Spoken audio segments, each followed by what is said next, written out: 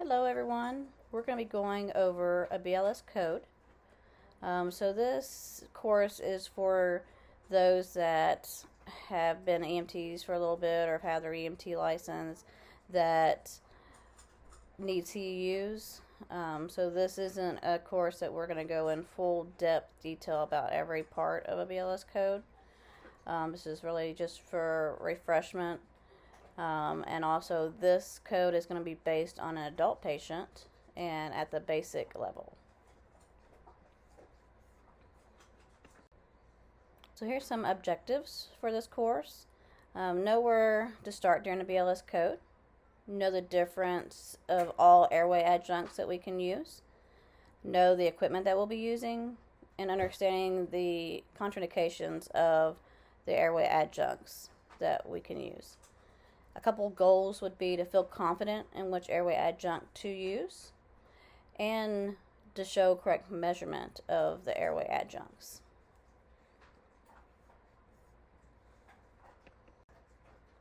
Okay, so where do we begin?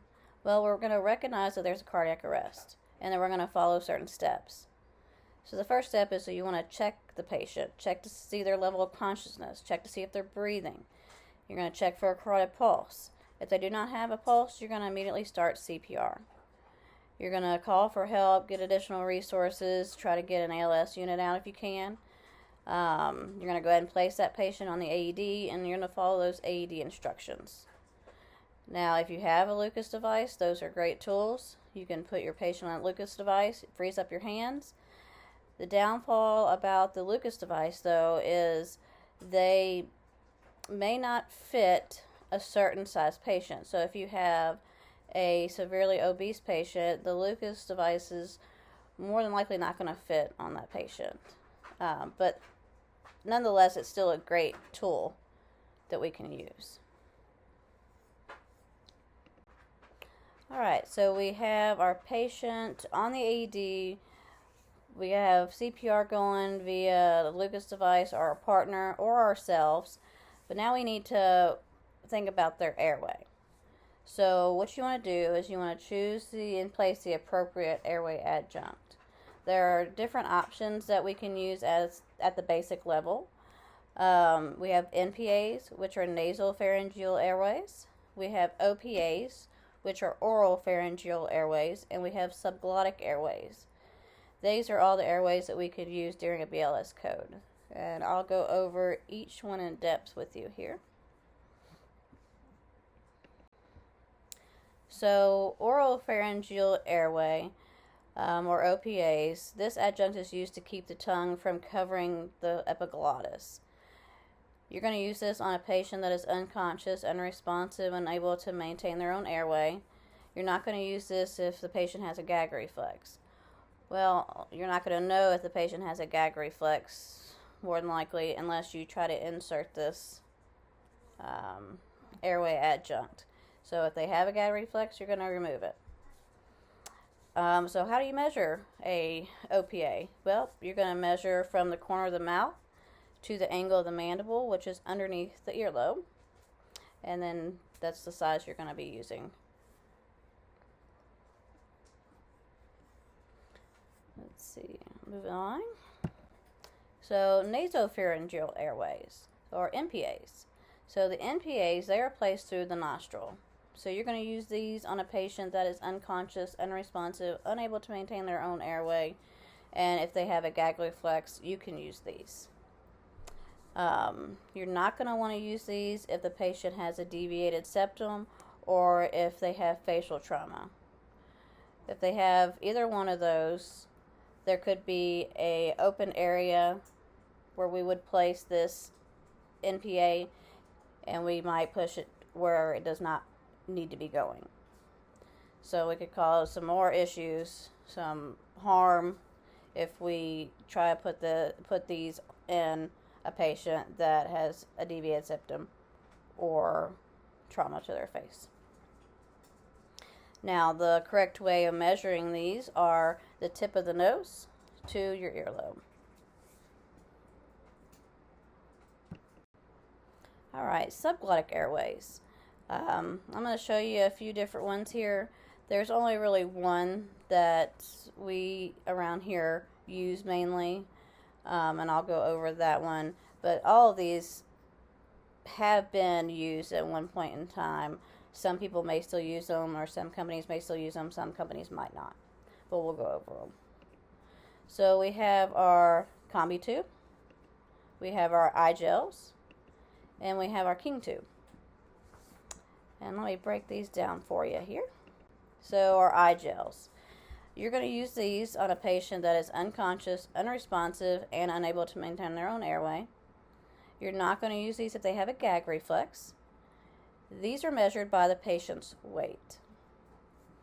So if you look here on the tube itself, there is writing. So there is the number of the tube, and then there is a weight range.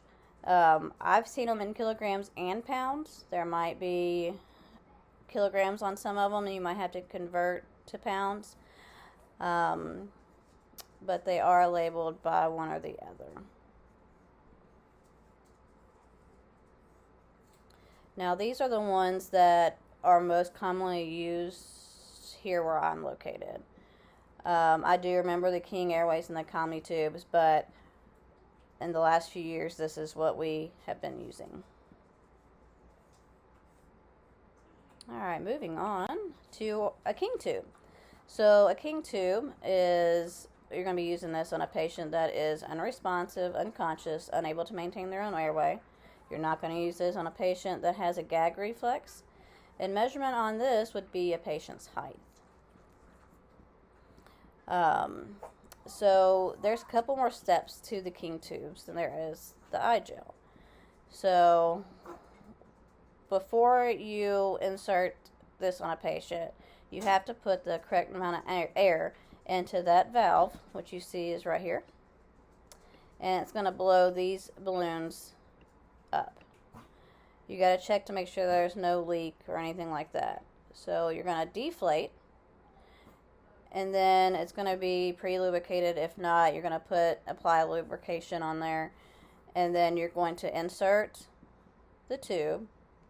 You're going to put the correct amount of air again in this valve, which is going to in turn inflate these balloons, which is going to seal to where there's no food going down past, or not really food, but saliva, anything going past, anything from coming up. It's going to seal to where you can get that good ventilation.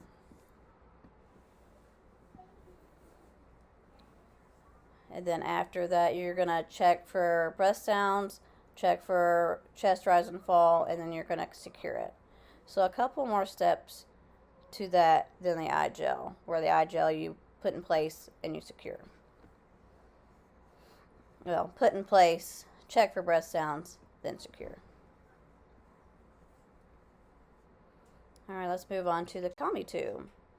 So here's a combi tube. You're going to use this for a patient that is unconscious, unresponsive, unable to maintain their own airway. And you do not want to use this if a patient has a gag reflex. And these are also measured based on the patient's height. So this one's a little different. Not much different, but a little bit. So you have your two balloons again, but on this one you have two valves to put air in. So what you're going to do is you're going to, before you insert this, you're going to put the correct amount of air into the correct valve for the correct balloon, sorry. You're going to check to make sure there's no leakage, anything wrong with the balloon. You're going to deflate. These come pre-lubed. If not, you can use the lube that you have on your truck. You're going to insert these. You're going to inflate by pushing air in both of the valves, however much air it is called for. And then it's going to seal to get good ventilation. You're going to check for breath sounds and for chest rise and fall. Look for chest rise and fall. And then you're going to secure it. So there's a couple more steps to the combi tube as well. Ventilation and oxygenation. So You have your bag valve mask, which is this right here. These are to provide breaths for the patient. You can put directly over the nose and the mouth with this mask here. So if you have an OP or an NP in, you can use this directly over those. Now you can also remove this mask and place it directly on the tube or the subglottic airway that you put in and give ventilations that way. And of course you can hook this up to oxygen, so you are giving oxygen to your patient as well. Now if you do use the mask over an OP or an NP, you want to make sure you have a good seal. So using the C method, making the C with your hand. Alright, now this is normal and abnormal waveforms of capnography. So capnography reads the amount of carbon dioxide that is being exhaled. There's a couple of different devices you can use. They have a nasal cannula where you can put directly on your patient, or they have what we call a tube connector that connects to an eye gel, subglottic airway, an ET tube for the paramedics that do measure the carbon dioxide being exhaled. So in a normal capnography, it's 35 to 45, and you'll see the waveform here, which this one is normal. And then one of the abnormal readings waveform here would be, this one is over 45, and what we've always said is it looks like a shark fin. So if you see this, you know that it's abnormal. And this could be an asthmatic patient or a COPD patient. Here I would answer any questions that anybody would have. I appreciate everybody's time and watching this video. Hopefully this has been educational. I hope you guys have a great day. Thank you.